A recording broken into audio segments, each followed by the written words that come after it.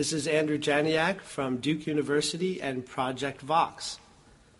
This is part 2 to our discussion of Madame du Châtelet.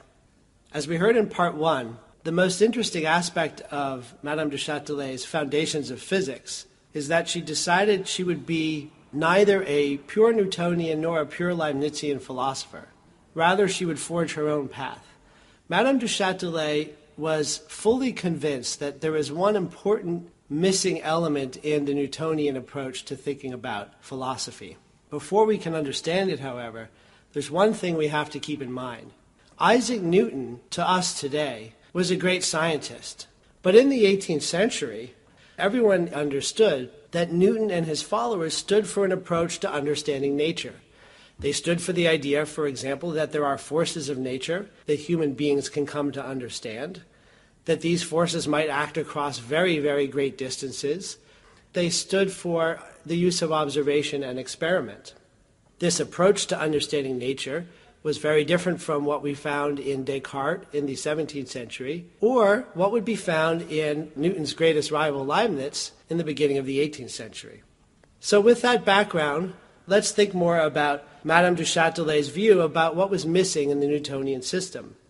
Although Newton was correct in saying that there is a universal force of gravity that maintains the planetary orbits, and although he was also correct in saying that there are 3 laws of motion along the lines that a physics student would recognize today, she also thought that the Newtonians were wrong to accept certain aspects of nature as what we would now call brute facts.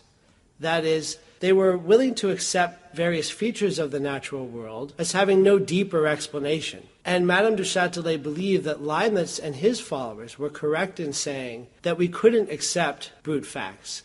She thought we had to have some deeper explanation of the natural world and its phenomena along the lines required by the principle of sufficient reason.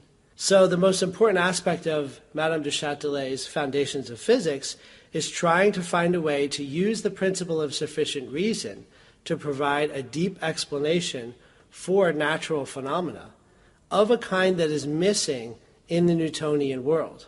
You might wonder why someone like Clarke was missing this deeper explanation, since in his letters to Leibniz, he did endorse the principle of sufficient reason.